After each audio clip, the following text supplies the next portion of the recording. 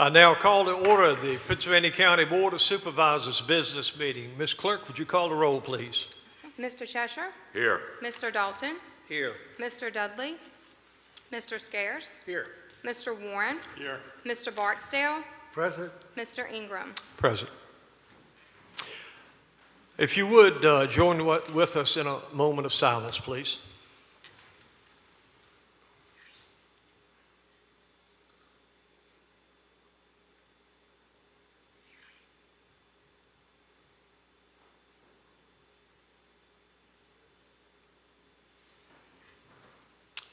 Thank you. And if you would, please stand and for our Pledge of Allegiance. I pledge allegiance to the flag of the United States of America and to the republic for which it stands, one nation, under God, indivisible, with liberty and justice for all. Are there any items to be added to the agenda? Yes. Yes, Mr. Chairman. I'd like to make a motion. I make a motion to add the following items to the agenda under matters from the work session. Potential execution of the interim county administrator contract with the Berkeley Group. As a motion, what about a second? Second. Any discussion? All right, gentlemen, cast your vote.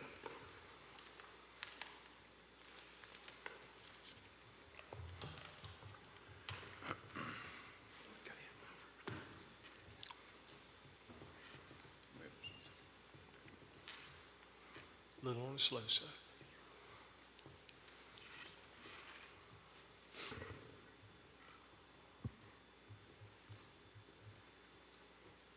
Is recording you set? And nothing changed. Hit it again.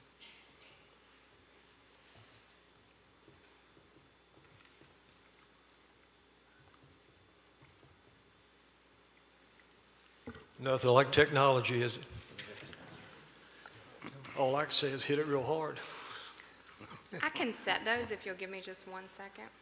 Okay. I think you got to reset it, right? All right, now try. Okay, there we go. Thank you. All right, that motion carries 5-6. Under consent agenda, Mr. Attorney, Yes, sir. do we need to read these individually? No, sir. When you vote for the consent agenda, you vote as a block. So just a motion for the consent agenda is to approve all these items A through H. If any board member wants to discuss a particular one, they can make a motion, remove it from consent, and add it to new business if they so desire. Okay, that was my question. So what about a motion to approve the consent agenda?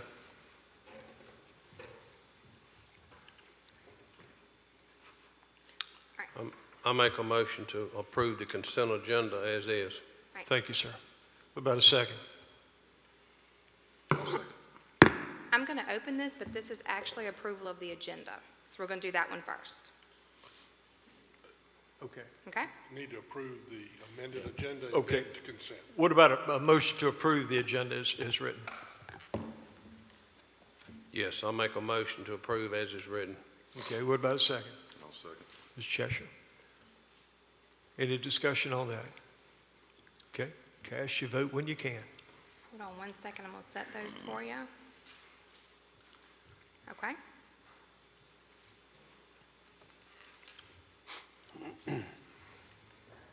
All right, that carries 5-6. Under presentations, I think we have Dr. Mark Jones. So, Dr. Jones, your floor is yours. Mr. Ingram, I'm going to stop you Yeah, just for we a second. need to do consent We got one agenda more first. step. Consent agenda. You approve the agenda. Okay, all right, let's do that. Do I have a motion to approve the consent agenda? Yes, I make a motion to approve the consent agenda. Okay, what about a second? I'll second it also. Well, thank you. Any discussion on that? All right, no discussion. If you would, cast your vote.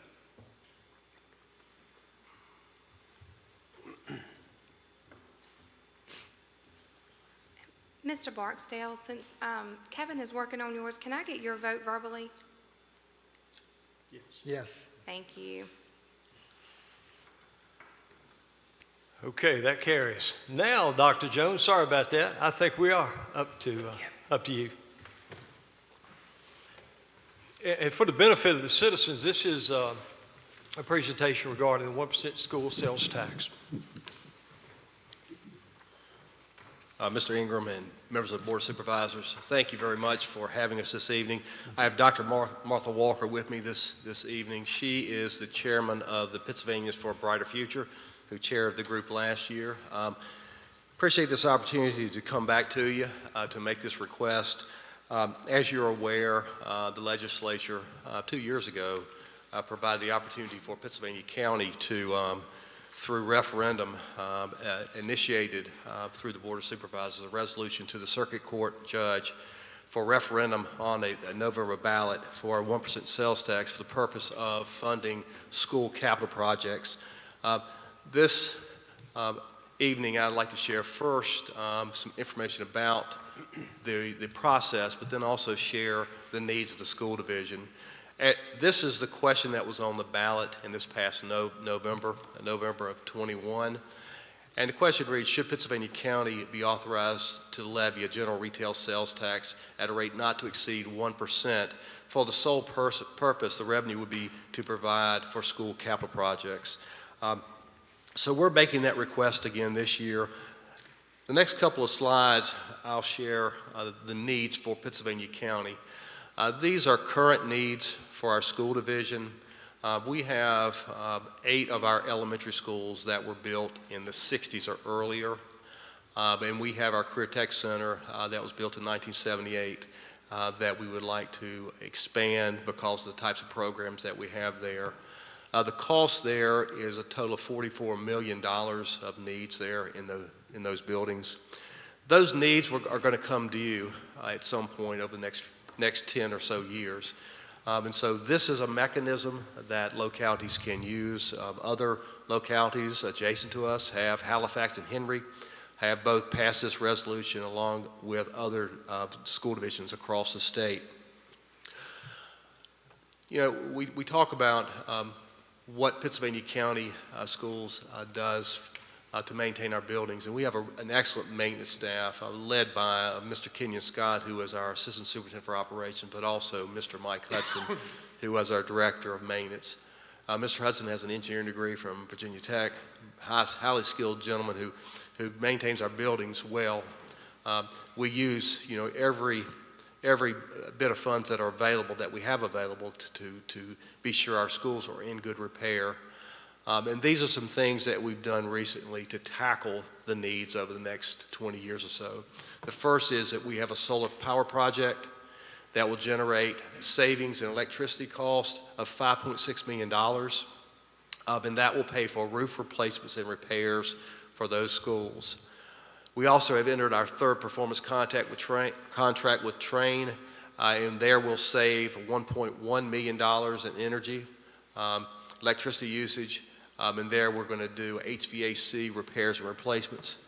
And then we were provided CARES Act money, federal money over the last couple of years as COVID relief dollars, and we're taking $12 million of that money, and we're going to use that for HVAC replacement and window replacements.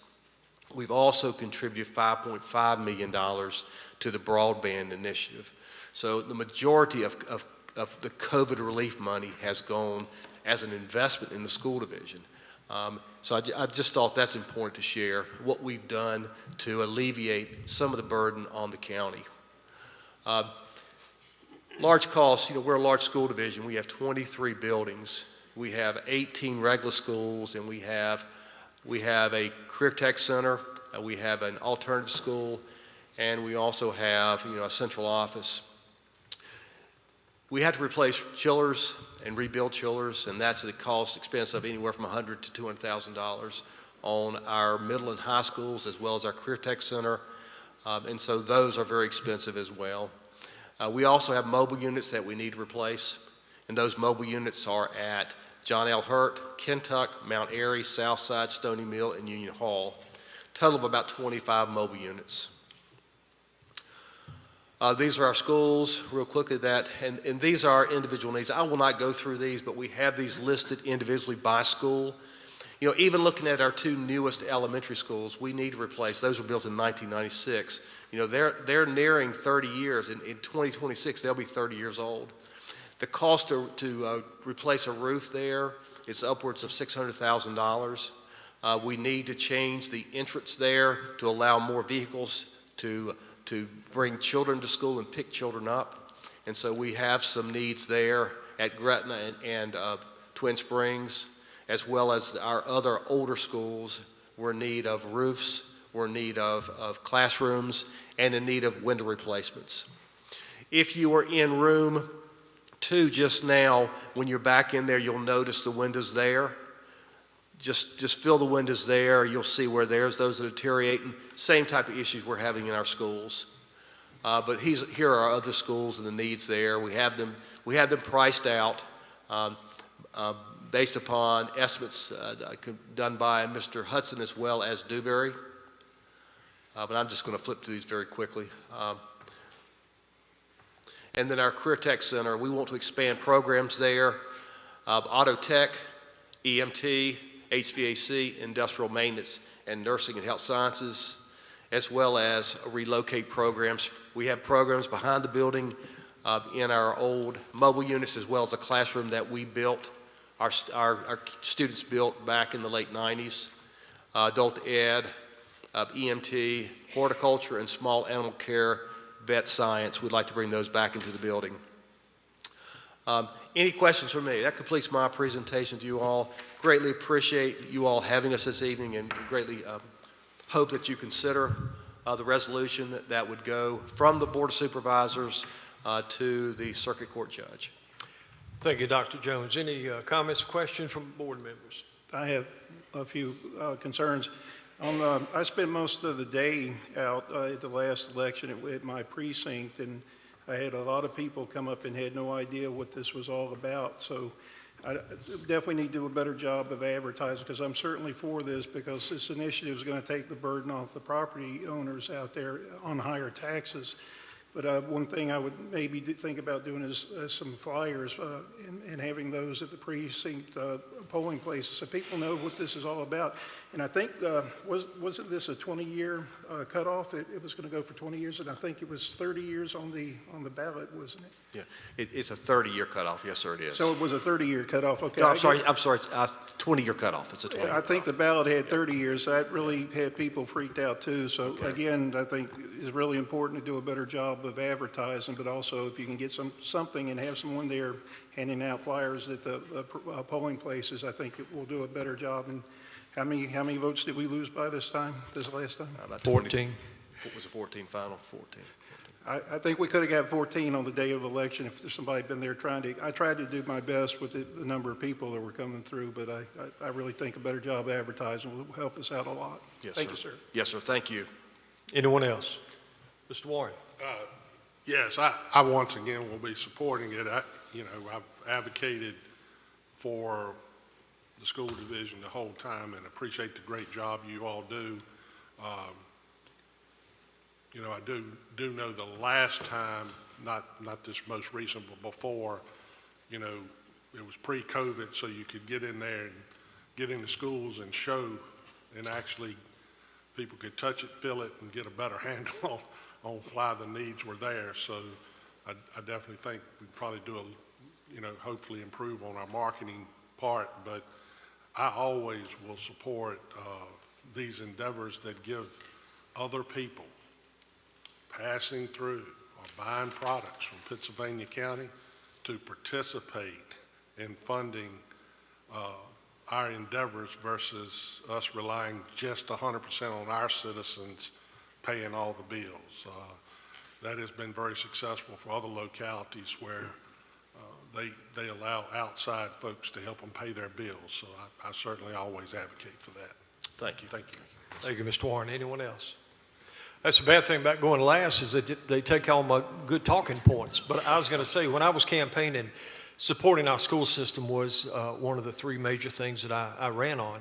And I think that that our citizens, like Mr. Skier said, we're not totally aware of how important this is, because one way or the other, we're going to have to fund fixing schools, whether it be roofs or getting rid of these trailers or whatever. And the money has to come from somewhere. And so with this 1% tax across the board, it's fair. Whether you live here or you're just passing through, you're going to pay it. And collectively, I don't know if this is the same figure that was projected before, 3 to 4 million per year that could help with school renovation. And we have blue ribbon schools, and with the economic development possibilities on the horizon, not to mention the ones that's already here, these folks pretty much demand that we have good schools, and we do, and we have to keep that going. So I hope that the citizens will take a second look at this, and Mr. Skiers did bring up a really good point as far as advertising.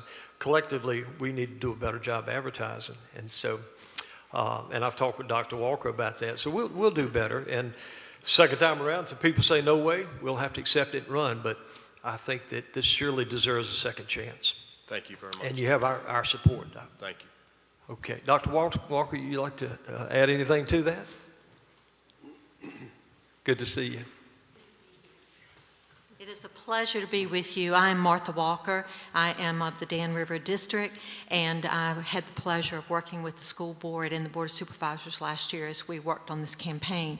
And Mr. Scares, you're exactly right. We have got to get the word out better. And so, and Mr. Warren, you were right there. You understood that.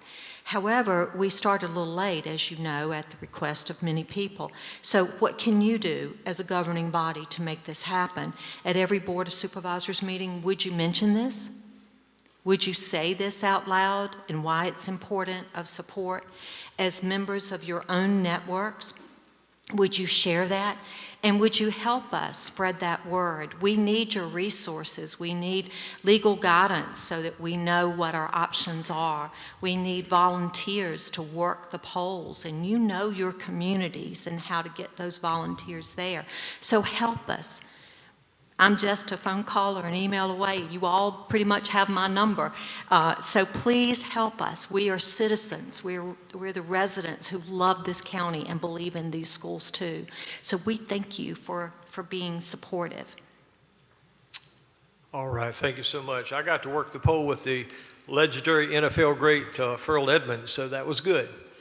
So anyway, thank you all so much. All right, hearing of the citizens. Each person addressing the board under hearing of the citizens shall be a resident or landowner of the county, or the registered agent of such resident or landowner. Each person shall step up, give his or her name and district in an audible tone of voice for the record, and unless further time is granted by the chairman, shall limit his or her address to 3 minutes. No person shall be permitted to address the board more than once during hearing of the citizens. All remarks shall be addressed to the board as a body and not to any individual member thereof. Hearing of the citizens shall last for a maximum of 45 minutes. Any individual that is signed up to speak during said section who does not get the opportunity to do so because of the aforementioned time limit shall be given speaking priority at the next board meeting. Absent chairman's approval, no person shall be able to speak who is not signed up. Having said that, Ms. Clerk, we have anybody signed up? Yes, sir. Alan Casper. Mr. Casper, come forward, please. Good to see you, sir. I'm Alan Casper, a resident of the Bannister District. I'm here tonight to talk about some issues and concerns we have concerning the fire and rescue community. First off, I'd like to welcome the new members of the Board of Supervisors to this time-honored process of assembling for local governance.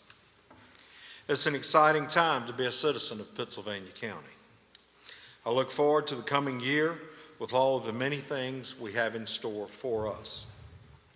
I want to thank the board for the support many of you have shown for my brothers and sisters in the fire and rescue community. Throughout the pandemic, we have answered the call for service many times, and many of us have contracted COVID in the process, myself included. It truly means so much knowing we have the caring and unfailing support of the majority of this board. It does, however, grieve me to know that some members of this board continue to attack and belittle agencies and individuals that are serving this county day in and day out, all while saving lives and saving this county millions of dollars. Just recently, in an online discussion, a member of the board said that fully paid fire and rescue service is coming to this county. I'm sorry that there's so little faith in our volunteers who are doing such an amazing job. I have the privilege, and I do mean privilege, to volunteer at 2 agencies, one smaller fire department and one larger fire and rescue agency. Both are equally important to getting the job done. My love and dedication for these 2 agencies, as well as all the agencies in this great county, runs passionate and deep. I don't think anyone that knows me can question that. I do not take it lightly when someone, particularly someone that sits on the Board of Supervisors, as our perception, treats my brothers and sisters with such disrespect. I'm tough. I can take it, as can the rest of us, but it's still reprehensible to witness. I trust and believe the majority of this board will continue to do the right thing, even if some in the minority don't. I thank you for your time and your service, and I want to say God bless you all in the coming year. Thank you, sir. Appreciate that. Ms. Clerk, who else? That's all, Mr. Chairman. Nobody else. All right. Well, we'll close out the hearing of the citizens. Public hearings. Ms. Ragsdale. This will be case number 1. Open the discussion up at 7:21. Mr. Chairman, Yes, sir, please. you may want to read the disclosure about. The pursuant part. Yeah. All right, thank you. Read that little paragraph, would be great. Thank you. Say it again. Just read that paragraph and we all All good right. to go. Pursuant to Article 5, Division 6 of the Pittsylvania County Rezoning or Zoning Ordinance, the Board of Supervisors have empowered to hear and decide specific zoning issues and zoning map changes in support of said ordinance. In accomplishing this important task, the Board is responsible for promoting the health, safety, and general public welfare of the citizens of Pittsylvania County. The Board must ensure that all of its decisions and regulations be directed to these goals and that each of the be consistent with the environment, the comprehensive plan, and in the best interest of Pittsylvania County, its citizens, and its prosperity. Case number 1, which would be R-21-033. Ms. Ragsdale. Case, Thank you. case R-21-033, Kathy Yates and Garland Bennett have petitioned to rezone 46.24 acres located on Farmers Mountain Road in the Callens-Gretna Election District from R1 Residential Suburban Subdivision District to A1 Agricultural District to allow for agricultural uses. Once the property is rezoned to A1, all uses listed under Section 35-178 are permitted. The Planning Commission recommended by a 6-0 vote with no opposition that the petitioner's request be granted. The staff summary is enclosed in the board packet. Mr. Chairman, Kathy Yates is here to represent the petition. All right, Ms. Yates, you want to speak? You say you have nothing? You're more than welcome to. Okay, thank you. Anybody here to speak, I guess, in opposition or support of this? I don't have anyone signed up, Mr. Chairman. Okay, thank you, ma'am. Well, having said that, we'll close the public hearing at 7:23 p.m. So having said that, do I have a motion on this case? Mr. Dalton. Yes, Mr. Chairman, I'd like to make a motion to approve case R-21-033 to approve the rezoning of the 46.2 acres from R1 residential subdivision to A1 agriculture. The rezoning would be consistent with the county's comprehensive plan. Thank you, Second. sir. There's your motion. Is that you, Mr. Warren? Thank you. Any discussion on that? All in favor, cast your vote. Mr. Ingram, Quick on that one. I'm still not able to on mine. Kayla, did you hear that? Yes. Okay.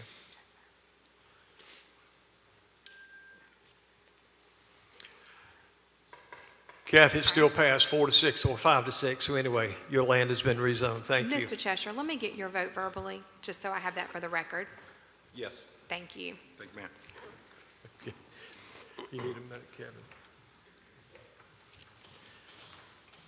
Okay, open the public hearing, case number 2, which is R-21-34 at 7:25 PM. Case R-21-034, Nathan and Kathy Yates have petitioned to rezone 9.24 acres located on Farmers Mountain Road in the Callens-Gretna Election District from R1 Residential Suburban Subdivision District to A1 Agricultural District to allow for the placement of a second dwelling. Once the property is rezoned to A1, all uses listed under Section 35-178 are permitted. The Planning Commission recommended by a 6-0 vote with no opposition that the petitioner's request be granted. The staff summary is enclosed in the board packet. Mr. Chairman, Ms. Kathy Yates is here to represent the petition. All right, Ms. Yates, would you like to speak this time? Okay, thank you. Anybody sign up to speak on this? No, sir. Okay, so since there's no one here to speak against it or for it except Kathy, I'd have a motion, Mr. Dalton. Yes, sir, Mr. Chairman. I make a motion in case R-21-034. I make a motion to approve the rezoning of the 9.24 acres from R1 Residential Subdivision District to the A1 Agriculture District to allow for a second dwelling on this property. The rezoning would be consistent with the county's comprehensive plan. Mr. Chairman, can I get you to close that public hearing for me? Say it again? Can I get you to close that public hearing for me? Oh, absolutely. We're going to close it at 7:26. Thank you. Thank you. Second. Thank you, sir. Any discussion on that? All in favor, cast your vote.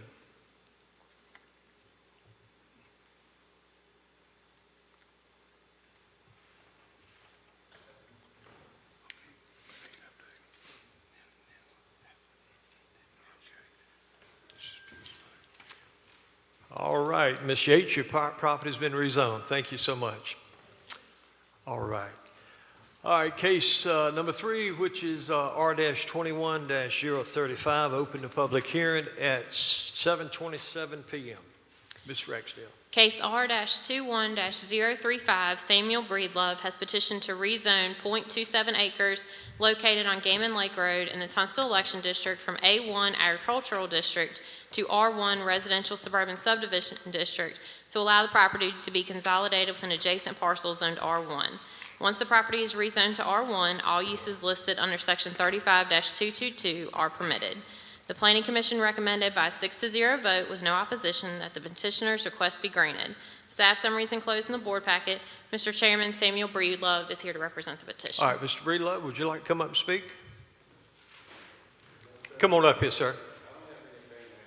Oh, you do not? All right, sir, thank you. Anybody else here to speak on this case? No, sir. Thank you, Ms. Kaylin. So this case is closed at 7:28 PM. So, Mr. Dalton, if you don't mind, since this is my district, could you read that for me, the motion? Yes, sir. I sure Thank you. can. I make a motion in case R-21-036. I make a motion to approve the rezoning of the 2.524 acres from R1 Residential Suburban Subdivision District to the A1 Agriculture District to allow for agriculture uses. The rezoning would be consistent with the county's comprehensive plan. Thank you, sir. What about a second? No second. All right. Any discussion on that? All right, gentlemen, cast your vote.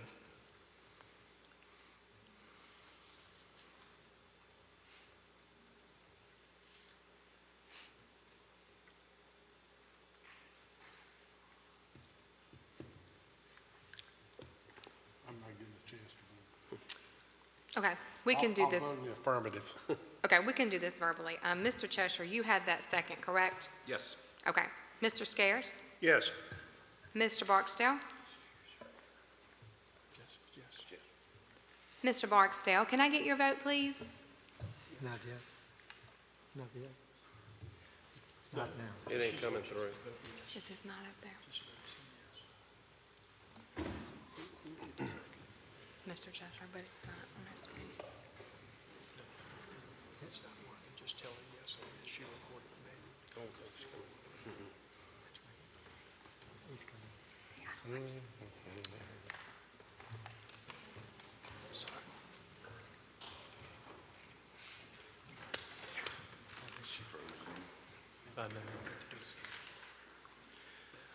I got a remote at home that acts like this, so I feel like I'm at home. All righty, we got it going now. Mr. Chair,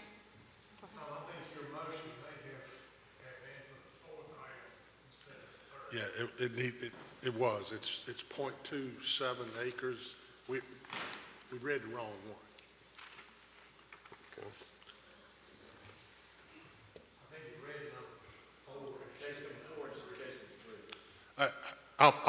I'll read it. Is that okay?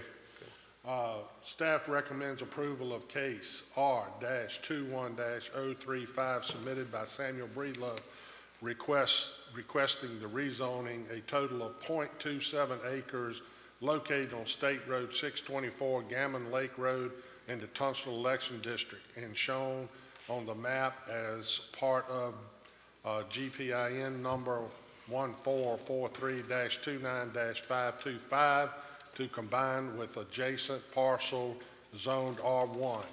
The subject property is adjacent to properties currently zoned R1 residential subdivision district, and the rezoning will be consistent with the comprehensive plan. and I still have that vote open if anyone would like to change their vote. If not, I will close it. Gentlemen, you go with your vote? All right, I'd say close it. Thank you so much. That brings us down to case number 4, R-21-036, open for public hearing at 7:31 p.m.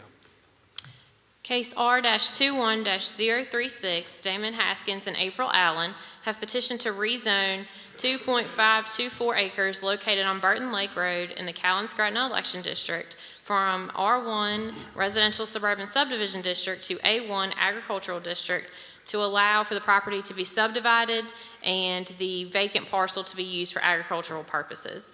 Once the property is rezoned to A1, all uses listed under Section 35-178 are permitted. The Planning Commission recommended by a 6-0 vote with no opposition that the petitioner's request be granted. Staff summary is enclosed in the board packet. Mr. Chairman, Mr. Haskins, and Ms. Allen are here to represent the petition. Okay, thank you. Mr. Haskins or Ms. Allen, would y'all like to speak? Y'all good? Okay. Having said that, I'll close the public hearing at 7:32 p.m. So do I have a motion on this, Mr. Dalton? Yes, you do. I'm trying to find it on my screen here. Kayla, mine is not moving I either. can get it. I can get it. Hold Okay, on it's just a not second. moving. All right, did it take you to it? Okay. You make a motion as presented. You should be there. Do you see it on your screen now? No. All right, let me try one more time. You just want to make it as presented? Yes, I'll make the motion as presented to approve the case. Thank you, sir. What about a second? Second. Thank you, Mr. Warren. Any further discussion? We may be able to vote on this one. Gentlemen, cast your vote.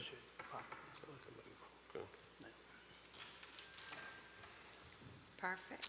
All right. Mr. Haskins and Ms. Allen, your property has been rezoned. Thank you all so much. Okay. All right. Other public hearings. Each person addressing the board under a public Mr. hearing. Chairman, you don't have to read don't that have if to you read don't. No, we don't have any tonight. Nobody We're good signed to go. up? Nope. Well, heck, okay, well, thank you. You're welcome. That brings us down to unfinished business. Unfinished business. We have No, none. sir. We have none. Okay, thank you, Mr. Hunt.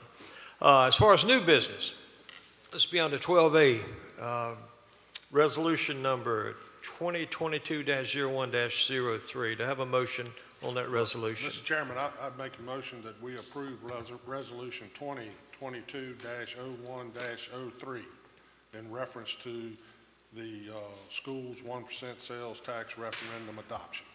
Thank you, Mr. Warren. What about a second? Second. Thank you, Mr. Scarce. Any discussion on that? All right, gentlemen, cast your vote, please.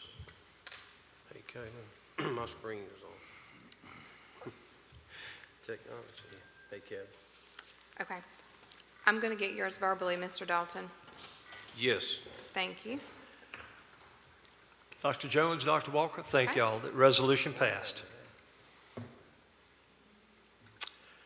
That brings us up to resolution number 2022-01-04. Mr. Adcock, you have anything to add on this? Thank you, sir. Yes, sir. This was brought before the Service Authority Board a few months ago. We've got some new developments. Basically, the Woodrome Subdivision Waterworks is a private waterworks in the northern part of the county. It's very close proximity to some other well systems that we operate. The owner has numerous violations of the requirements of the Virginia Department of Health, Office of Drinking Water, and has effectively abandoned the system. The Health Department has asked the county to take over the system, has offered us an ARPA grant of $125,000 to completely renovate the system, assuming that we take ownership or operational control of it. Since the owner has not been cooperative in a voluntary transfer of ownership of the system, the Health Department, in consultation with the State Attorney General's office, recommends we go through the process of receivership, which would give us all operational responsibility, including billing, collections, turning off for non-payment, everything that we normally do in operating our systems currently. And there may be some future opportunity for obtaining legal ownership down the road, but it's going to be a little timely process, and they want to get this moving forward. This resolution authorizes the staff to work with the Health Department and the Attorney General's office and allows us to petition the court for receivership of this waterworks. All right, thank you, sir. Having said that, do I have a motion to pass resolution number 2022-01-04?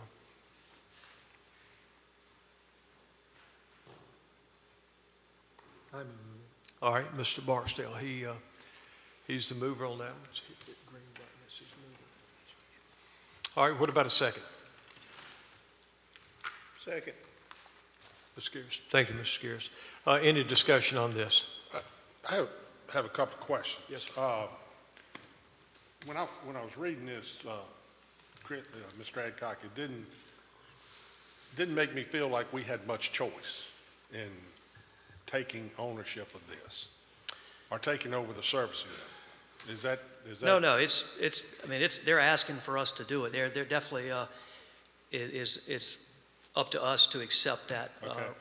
My next question is, I see that we're going to receive $125,000 in ARPA funds from. This is from the state's allocation. From the state's allocation. Yes, sir. So my question is, how far does $125,000 go toward what we need to do to correct the problem? Yes, sir. Or are we buying a future problem? No, we had, luckily, the person that actually built that system is a contractor in Lynchburg. That's all they do is well water systems. So we had him look at it and put together an estimate, and that's what he presented to the state, and that's how they came up with that $125,000. So it actually, it's operating. They actually put some money into it a couple of months ago just to kind of get it in a better condition. It's been working on its own now for 6 months or longer. So it's actually operating effectively right now. Okay. So this $125,000 will allow us to replace pumps, completely renovate the tank, paint it, and build some other upgrades to it. You're comfortable that we're going to be made whole? Yes, sir. And let's go down a year and say worst case scenario, it goes south. Do we have in your mind, do you have a backup plan if that was to happen? Do we have another mechanism to provide water to that area? If that went away? we would, the wells would not, in any well system that we have, we're at the mercy of that well. Right. So we would, have to look at possibly digging a new well. At some point, we may be able to, as I mentioned, it's pretty close to some of our other systems. We may be able to have a project where we interconnect some of the systems. And you're comfortable with the amount of water that you're getting per minute or however how y'all rate? Yeah, and this. I just want to be sure you're comfortable with all. Yes, sir. This system is actually it's kind of unique that it's got a standpipe, which our other systems have smaller pressure tanks, which allow for some storage if you do have a well that goes down or a power failure or something like that. This has got a very large, I think a 10,000 gallon, 12,000 gallon elevated storage tank. So we have a lot of backup reserve to be able to act in case of a problem with the well. And Mr. Warren, if I may jump in here, and this is public knowledge, the owner of this property and waterworks has failed to pay taxes for, I believe, 2 years.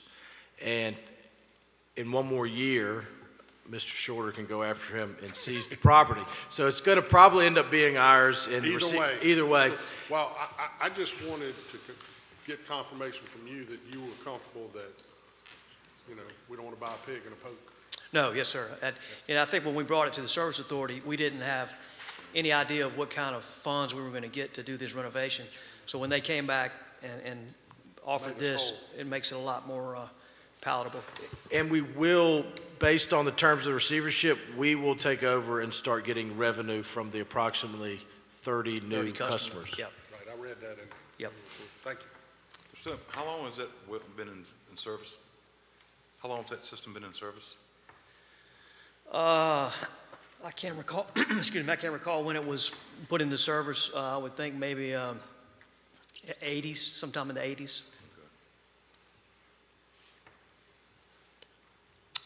Anyone else? All right, sir. Well, I think we had a motion a second. Anything else we need to do? Just 2 more votes. Looks like it's been voted on, so Resolution 2022-0104 has passed. That brings us down to 12C, Fire and Rescue Volunteer Hazard Pay Bonus. Wait, we need one more. Here we go. Okay.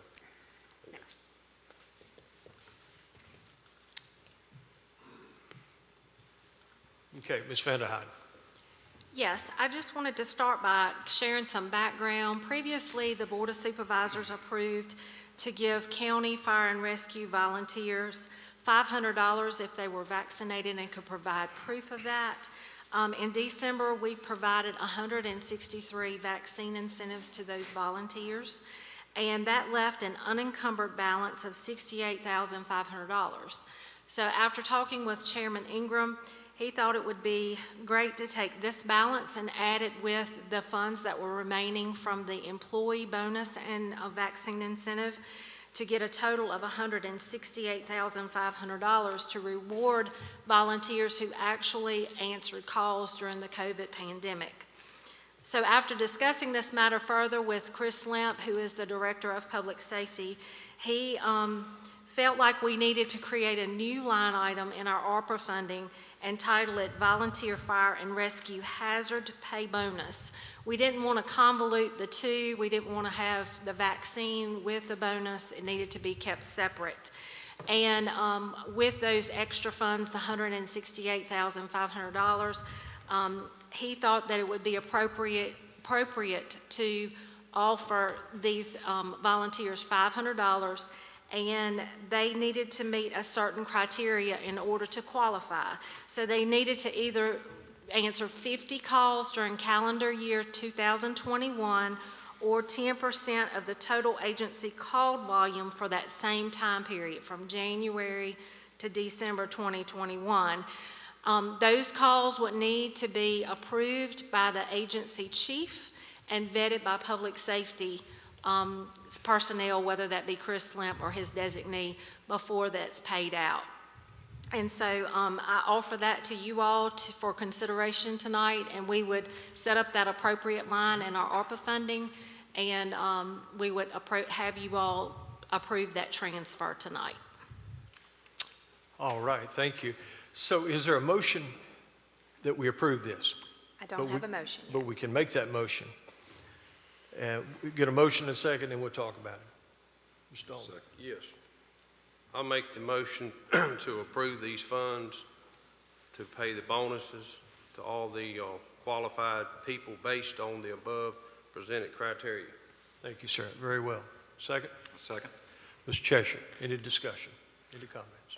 I just have a question. I definitely support this. That's not an issue. But I did notice in one part it says those who have received the vaccine incentive will also be eligible for said bonus if they have met the call volume criteria, which I'm I'm okay with, but are we saying that, So if you got the $500 vaccine incentive, it doesn't disqualify you. If you ran those calls, you should be eligible for that bonus as well.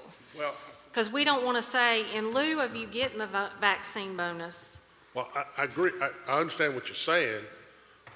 I guess what my feelings are is the person that got vaccinated that run the calls is going to get $1,000.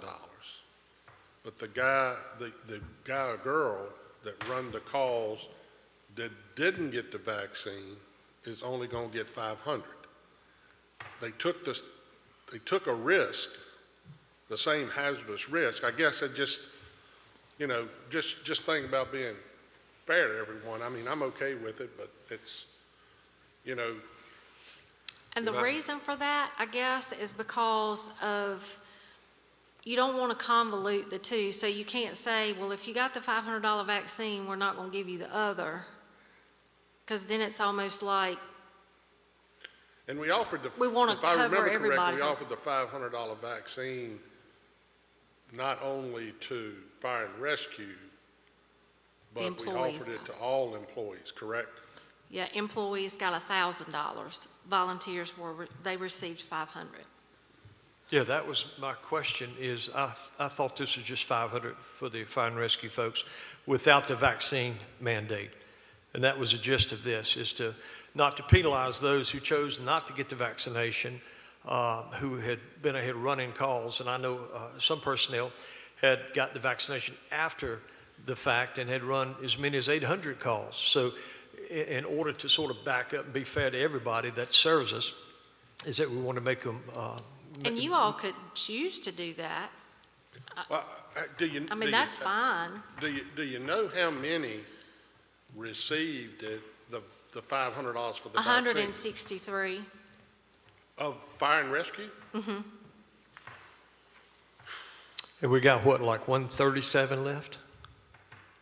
Out of the 68.5, but we were going to put more with it, so we could probably cover about 300, 335, I think is the figure that we came How up many with. total volunteers do we have? That's the question I'm not sure of, that would meet this criteria. I asked that question myself, and it's about 340, but still, we're looking at 500 across the board, correct? But what she's saying is the people that already got 500 that were vaccinated. Right. They're going to get another 5. If they meet the Was that the criteria. intent of your thought process? But if that is not what you want, you can certainly take that out. My thought process was to do away with the vaccination requirement and do 500 across the board to all of them. So what if you have somebody that got the vaccine incentive but didn't meet the call criteria, but they've already gotten their money? They get to keep it? Yeah. Oh, yeah, absolutely, yes. But I'm back to the same point. Did you mean for 167? Is that what the number you said got? 163 got it. Did you mean for that 163 to get another 500 so they get 1,000? No, just the ones that did not get any money, the ones that So were running. make sure that your motion states that. So Oh, yeah, yeah. Can I make a motion that I'll make a substitute motion that we amend it to say that all volunteers that meet the criteria will get the $500 that did not get it earlier from being vaccinated. We want to be sure everybody gets the same thing. I got it. We don't want to create disparity, in my opinion, of the 163 that already got it, saying, and I don't think they will. They get along well, but, we don't want to treat them unfairly. If the number's 340, then 180 is going to get this, not 340. And then everybody's made whole. Everybody's got the same thing. gotcha. Yeah, absolutely. Just make dropping the substitute- vaccine mandate. I'll make a substitute motion if I can get a second. I'll second it. Mr. Chester, second. Any other comments? All right, gentlemen, cast your vote on that one. Thank you, Kim. Okay, I believe you have one more. This will be item D. Yes. This one pertains to the Volunteer Fire and Rescue Department audit policy, and this was also a recommendation from Chairman Ingram. And just to give you some backstory on that, in the FY22 budget resolution, we put language in section 22 that requires that each of the volunteer fire and rescue agencies provide the county with annual financial reports and/or audits of all their available funds. And also on June the 16th, 2020, the board voted to require that 2 volunteer rescue and fire agencies be randomly chosen to receive an audit that the county would pay for. And so Chairman Ingram requests that this language be removed from the resolution and that the random audits no longer be required by the county volunteer fire and rescue agencies. And so I offer that to you all tonight for discussion and action if you so choose. Having said that, Counselor, can I make a motion that we do away with the audits effective immediately? Or do you need? Yes, the chairman can make a motion. Okay, just want to make sure now. I'm going to make that motion that we do away with the audit requirements, even the 2 that's ongoing right now. And that's my motion, and then we'll second, and we'll talk about it. I've got some more comments I've got to make. Do I have a second?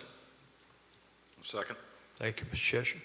Now, as far as comments, I didn't like it then. I don't like it now. I just felt like that our volunteer fire and rescue folks collectively do so much for us that we'll never, ever be able to repay them for that.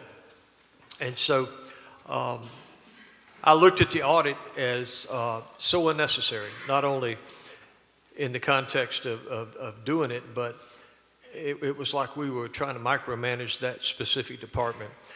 And so after giving all of this a lot of thought, it was just very obvious to me that most departments that I know of, and I'm talking on a personal note, they've got a good chief, they got good command staff, they got a good board of directors, and they take care of business. And it's really none of our business what they have in the bank or what they're doing. And as far as the money that we pledge to them, they do a service agreement, which accounts for that money. And so I just felt it was so unnecessary. And I got a call from one of the departments that's being audited right now. And the person doing the call and wanted a list of everybody that had ever given them any money. And I'll say it again, I don't think it's anybody's business. And so that was what this was all about. So my motion is to do away with the audit effectively right now, including the 2 that's in the process of being audited. No second. All right, we got a second, Mr. Cheshire. Any other discussion? Yes, sir, Mr. Warren. With all due respect, so most of what Mr. Ingram just said, I agree with completely about the commitment and dedication. I do think that we, as a board, have a certain amount of, total obligation to our citizens, not just a particular group of citizens.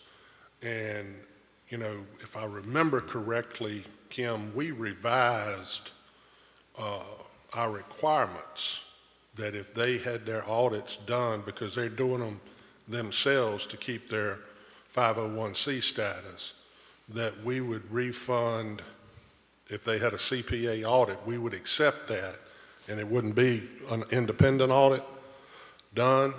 I just like the accountability standpoint of it. I know as an individual, if I'm giving money to a charitable organization, I'm probably going to do some research before I write my personal check, and I'm going to be sure. And sometimes an audit ends up helping an organization. And, the state requires us to get them. It is not a slight on fire and rescue. I don't ever think there's been a vote that I've made that hasn't been supportive of fire and rescue. But I think reasonable expectation of accounting for expenditures are just reasonable when we're sending anyone. It doesn't have to be fire and rescue, but we're sending any organization funding of tax dollars. We should be sure we've got some accountability. So that's just my thought, not trying to be disagreeable, just stating my reasoning for the way I feel. Thank you, Mr. Warren. Anyone else? Kind of like to echo what Mr. Warren has said as well. I've been involved with fire and rescue for the last 6 years since I've been on this board.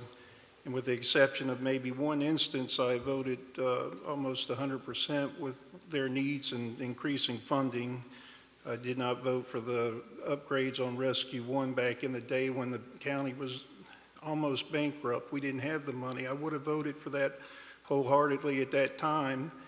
But we're looking at a responsibility to our citizens. It's not just a responsibility to one special interest, which is the fire and rescue. And I appreciate, again, the job they do, as Bob has mentioned, but we have a bigger responsibility to our citizens, and I really think getting rid of this accountability is a mistake. The fire and rescue study that was done in November 2015, accountability was one of the words that was repeated probably the most in that study, and I think every fire and rescue agency at the time approved the recommendations in that study, so I think we're trying to take a step backwards. We can't hold these guys accountable for the amount of money we've been increasing funding steadily over the last 5 years, and if we can't have that accounting and make sure we're providing that to our citizens, I think we're taking a step back, so thank you. Thank you. Anyone else? All right, gentlemen, cast your vote if you haven't already.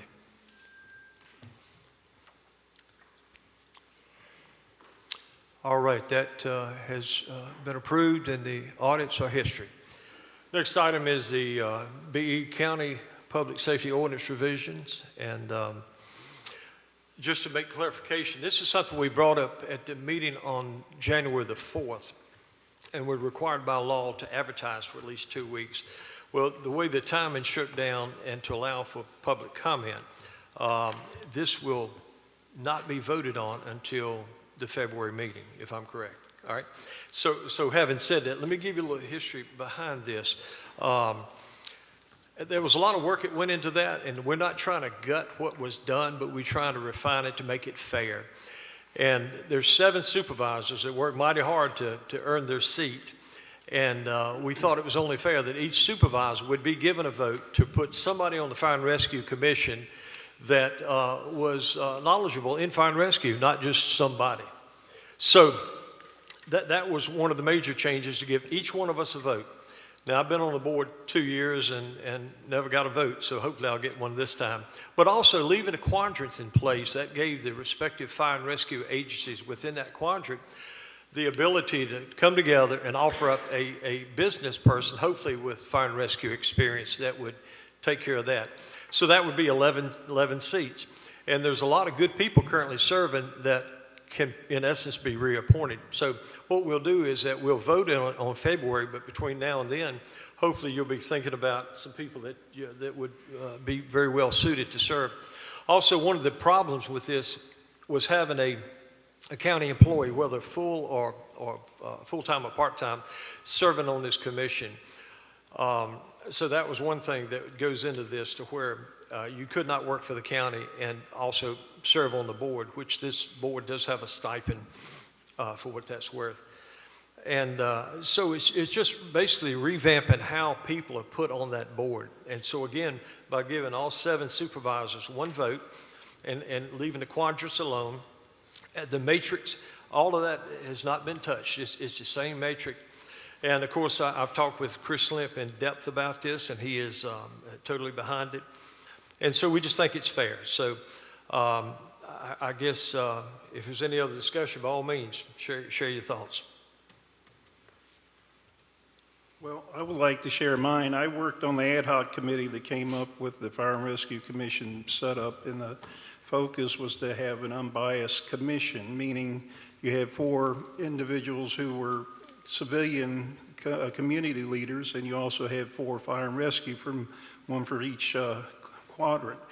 The focus was being unbiased and not having really a fire and rescue centric commission that was going to pass things that were basically just for fire and rescue, without any respect to the county citizens that pay a lot of their bills. So I am totally against this, and there were reasons for the way the commission was set up back in the day, and the reason stated here, I just can't see how you're going to have a fire and rescue-centric commission that makes sound decisions when it comes to the county's tax-paying citizens. So I'll definitely will make sure people show up for the public hearing. Okay, thank you, Mr. Scares. Anyone else? I'd like to state that, Get up to your mic. Pull it in. I'd like to state that I like the idea for one reason. You've got professionals that do fire rescue.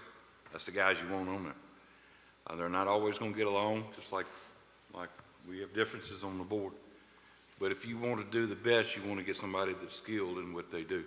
And I think making the 7 recommendations, the fire rescue know exactly who they need and make a good representation of the fire and rescue community. Thank you, Mr. Cheshire. Anyone else? Same thing. Same thing, Mr. Barksdale. Well, again, as far as accountability, we're elected by the people, and I think the people have entrusted us to put good people on the Fire and Rescue Commission, and I've got somebody in mind, and I'm sure my colleagues feel the same way. So I think it's fair, and so, Council, let me ask this question. So now that we've crossed over this hurdle, at our February meeting, will we have time to tweak it if necessary to where when the people show up in February, we'll be able to accept a motion and move on? Yes, only thing staff needs to know is we need to know your changes that you want. Yes, sir. Like a red line copy, and then Ms. McCluster will advertise it for 2 weeks, then we'll have a public hearing. Okay. And at that time, if you change anything after you've advertised, if it's just minor changes, you can do it that night. But if it's a major rewrite, we'll just have to go through the process again and have public input on it. Okay, sir. Thank you so much. All right. Need to do anything else on that, Ms. Can I get a motion to authorize staff to advertise for that public hearing? Absolutely. In February? Do I have a motion? Make a motion. Mr. Cheshire, thank you. What about a second? Second. Mr. Dalton, thank you, sir. Any other discussion on this? All right, gentlemen, cast your vote.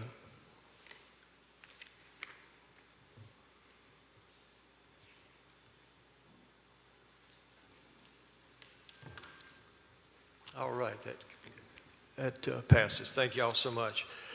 Item F, BZA appointment, Mr. Dalton. Yes, Mr. Chairman. I would like to make a motion to have our county attorney send a letter to the judge vacating the order for the BZA appointment and entertain a nomination for a new BZA appointment. And when you say judge, you're talking about Judge Moreau, yes. Stacy? Okay, gotcha. All right. Thank you for your motion, Mr. Dalton. What about a second? I'll second it. All right, Mr. Cheshire, second. Any discussion on this? I have some. Yes, sir. I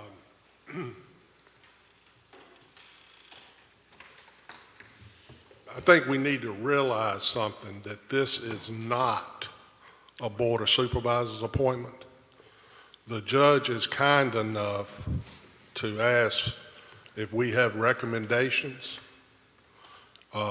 As I said in our organizational meeting, elections had consequences, and this thing came up before the new board took office.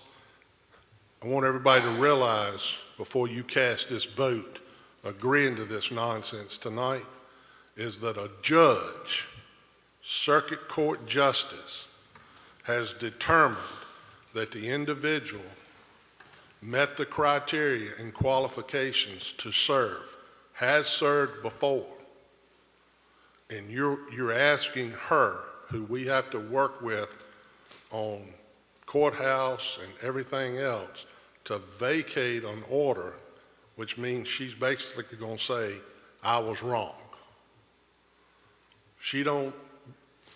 I don't think she's going to entertain petty politics, and we should move on from this. And I do think, because I went and looked after I saw this on there, of what our current people are on it, I do think that there's probably some disparity, so that when the next opening comes up, It probably does need to be somebody from the northern end of the county, but what's being requested tonight is taking someone off from the northern end of the county, potentially for someone else. We're going down a slippery slope that can only hurt us. First of all, I don't believe the judge is going to entertain it, but, this is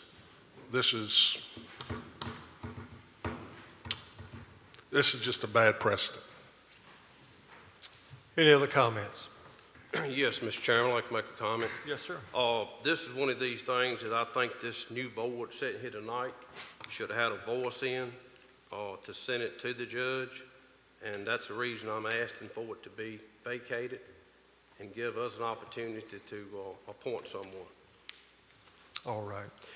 Well, I know the judge hears appeals all the time, so basically that is what this is. So having said that, any other comments? Okay, if you hadn't cast your vote, by all means do so. What we're asking is for council to send Judge Moreau a letter asking her to set that appointment aside and to entertain Mr. Dalton's pick, which I understand he had talked to and worked on before the first of the year. Okay? All right, thank y'all. Matters from the work session.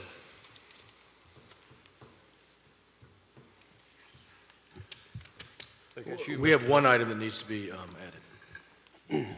I believe the motion's been handed out. Yes, sir. Yes, sir. All right, Mr. Chairman, let me make a motion.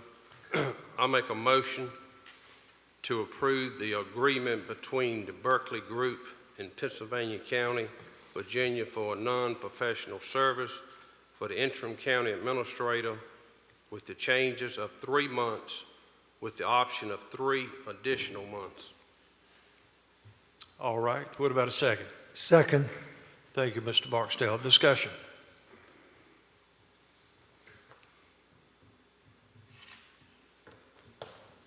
Okay, no discussion. Go ahead and cast your vote, gentlemen.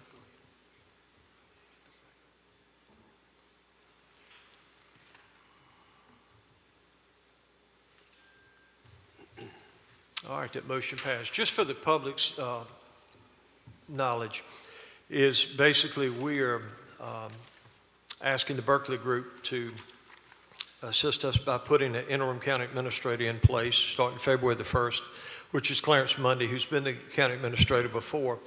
And he will be here for a minimum of 3 months, and then we'll have the option to extend that contract agreement by an additional 3 months. In the meantime, we will look at starting a search for a new county administrator, and we don't plan on missing a beat, so don't y'all worry, okay? All right. Board member reports. Mr. Warren, I'm going to start with you. Okay, thank you. Thank you, sir. I would just like to request everyone to remember the Greg Robertson family.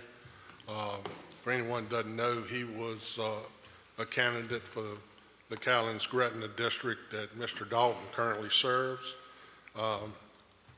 He lost his battle to COVID, so please keep his family in your thoughts and prayers. And I'd also like to ask all of our citizens to remember our county in your prayers. Remember all of our county employees, and certainly remember all of our fire and rescue folks as they are right in the thick of this pandemic and having to risk their own personal safety a lot of times. And we can't say enough good things about you guys, and we appreciate your service. Thank you, Mr. Warren. Mr. Dalton.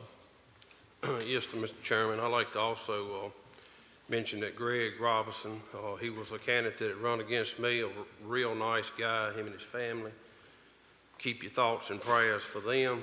I'd like to also thank our fire and rescue, especially this past weekend with the storm, for everything they do all the time. And thank our VDOT for getting out trying to keep our roads clean during this bad weather. And also our power companies that keeps your lights going. Absolutely. But, that's about it. Thank you. Thank you, sir. Mr. Scares. Yes, I have a few comments. I'd like to thank the people that put a great conservative team in up at Richmond. I think it's going to be great for our state. The governor hit the ground running, passed 9 executive orders, and hit 11 campaign promises to include getting rid of the goofy mask mandates and also get rid of critical race theory in our schools. I think that's putting us on the right path right off the bat. I'm ashamed that our local politics have turned so negative, but I've got a lot of anger built up. One of the best things Vic Ingram said at our last meeting was I needed the people to pray for me, and I'll accept every prayer. I've got a lot of anger in my heart.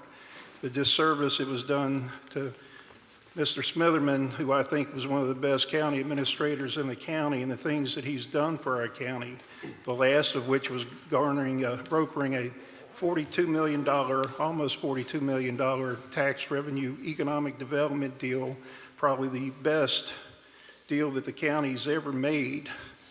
And he gets pretty much humiliated at the last meeting. I'm upset with the people that had prior knowledge. There were 3 people on the board that had no idea that this was coming, but there was a crowd of people that showed up to include fire and rescue personnel and former employees that were there to hoot and holler when this thing happened. I think it was a complete embarrassment for the county. So I do need the prayers to get rid of this anger. I don't like being angry at people, but it's going to take me a while to get over this. The stupid decisions that have been made so far. Getting rid of David Smitherman, not paying his severance pay, that's going to set the county up for a lawsuit. And he'll win. And he has no compunction about suing people. He went after the biggest, one of the biggest companies in the county. And I think Ben Farmer, our former colleague, realized that. So he's not going to stand down unless he's paid what he's owed. And that would be the honorable thing to do, is pay his severance package and let him move on. The other mistake that really has got me binded up is rehiring Clarence Mundy. It's taken us 5 years to get our financial health back in order after he left here back in 2016. He should have been made to answer public questions. Did he know what was happening to our county finances when he left? And if not, why? I have no idea why you want to hire somebody that put us in such a bad part. Mr. Warren and I lived through it. Mr. Barksdale should remember those days when we were in emergency spending mode for every department. And we're going to let that guy back in the door. Has no clue what our county departments need right now. And we've got a man with 45 years of experience that could have stepped up and taken us until we got that new county administrator hired, who's fully knows what our county departments need. We're in a critical point right now with our financial reassessment going on for the county residents. And I don't know how we're going to get through this point, trying to develop a good budget and then deal with this reassessment that hit the same time. But I just hope we can get back on track. And it goes back to the accountability. Our responsibility on this board are to the citizens of this county, not a special interest group, not giving little perks to those that deserve a little bit more looking into their books than they're getting at this time. And the thing that kills me is that every one of the departments asked for the accountability that's in the fire and rescue study. I just want to know what's changed since that study was approved and since the public safety ordinance was approved a few years back. Every department hacked off on that, and all of a sudden something's changed. So I would encourage our county citizens, if you sit back and let this stuff happen, if you don't get involved with your local politics, we're going to be in some dire straits probably pretty quick. I don't know how we're going to get through this budget cycle. We're going to have a budget approved by May, April timeframe and deal with this reassessment on top of everything else. And the only person I knew that could have done that well was David Smitherman, and he's not here anymore. So, thank you. Thank you, Mr. Scaris. Mr. Cheshire. This is my first forum. I appreciate the opportunity to serve, and hopefully with some better days are ahead. Mr. Vinger. Thank you, sir. Mr. Barksdale. It is an honor to serve our people. It's pretty eloquent. Mr. Warren repeated something that was said very often over the past few election cycles, is that elections have consequences. But you know, the beauty of that is that you see a peaceful transfer of power.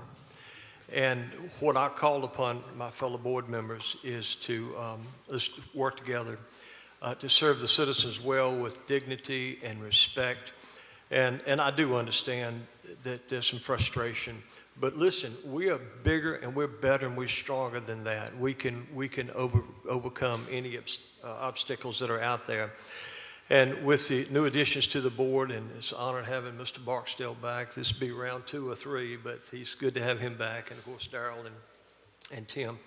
It's just an honor. But, you know, while we do have areas that we're going to disagree on, and Mr. Warren taught me that 2 years ago, we're going to agree to disagree, and boy, have we done that. But having said that, we're grown men, and we know who we work for. We work for you, and we need to be all about the people's business. And so as far as this new year, that's exactly what we're going to do, and continue to serve you guys as well as we possibly can. I do want to echo Greg Robinson. He was a friend of mine. He was an old Brownsville boy. I met with him 3 times when he was looking at running for the position before Darrell stepped out and decided he would run.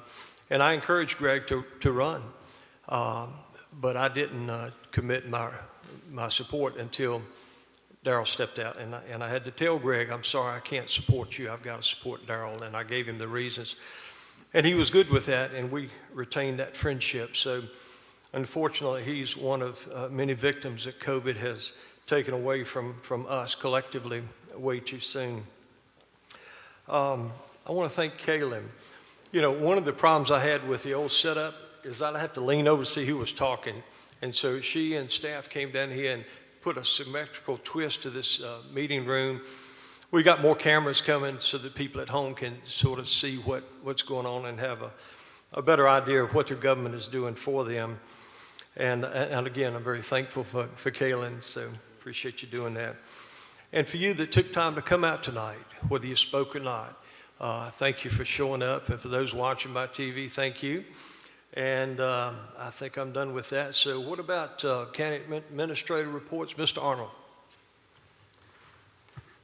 Yes, sir, Mr. Chairman. I'd just like to, first of all, thank the efforts and support that we've received over the past couple of days with this winter storm from the first responders, law enforcement, sheriff's department, as well as fire and rescue. I'd also like to thank Public Works Building and Grounds crew for having county facilities ready for occupancy this morning in light of the inclement weather.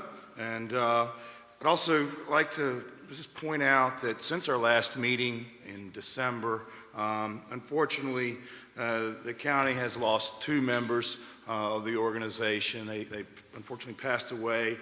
Terry Witt, who was the county's GIS coordinator, had been with the county for approximately 18 years, passed away on December 25th.